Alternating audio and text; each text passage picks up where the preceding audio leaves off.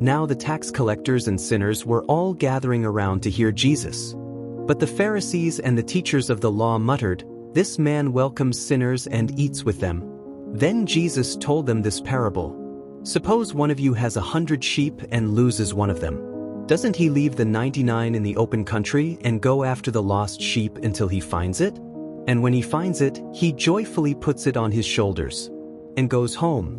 Then he calls his friends and neighbors together and says, 'Rejoice with me, I have found my lost sheep.'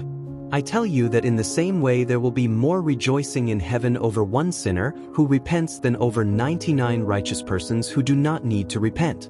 Or suppose a woman has 10 silver coins, and loses one. Doesn't she light a lamp, sweep the house and search carefully until she finds it? And when she finds it, she calls her friends and neighbors together and says, 'Rejoice with me, I have found my lost coin.' In the same way, I tell you, there is rejoicing in the presence of the angels of God over one sinner who repents." Jesus continued, "There was a man who had 2 sons. The younger one said to his father, 'Father, give me my share of the estate.' So he divided his property between them. Not long after that, the younger son got together all he had, set off for a distant country, and there squandered his wealth in wild living. After he had spent everything, there was a severe famine in that whole country, and he began to be in need.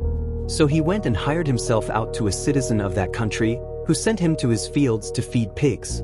He longed to fill his stomach with the pods that the pigs were eating, but no one gave him anything. When he came to his senses, he said, 'How many of my father's hired servants have food to spare, and here I am starving to death? I will set out and go back to my father and say to him, Father, I have sinned against heaven and against you. I am no longer worthy to be called your son. Make me like one of your hired servants.' So he got up and went to his father. But while he was still a long way off, his father saw him and was filled with compassion for him. He ran to his son, threw his arms around him and kissed him. The son said to him, 'Father, I have sinned against heaven and against you. I am no longer worthy to be called your son.' But the father said to his servants, 'Quick, bring the best robe and put it on him. Put a ring on his finger and sandals on his feet. Bring the fattened calf and kill it. Let's have a feast and celebrate. For this son of mine was dead and is alive again. He was lost and is found.' So they began to celebrate.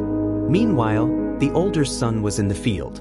When he came near the house, he heard music and dancing. So he called one of the servants and asked him what was going on. 'Your brother has come,' he replied, 'and your father has killed the fattened calf because he has him back safe and sound.' The older brother became angry and refused to go in. So his father went out and pleaded with him. But he answered his father, 'Look, all these years I've been slaving for you and never disobeyed your orders. Yet you never gave me even a young goat so I could celebrate with my friends. But when this son of yours who has squandered your property with prostitutes comes home, you kill the fattened calf for him.' 'My son,' the father said, 'you are always with me, and everything I have is yours. But we had to celebrate and be glad, because this brother of yours was dead and is alive again. He was lost and is found.'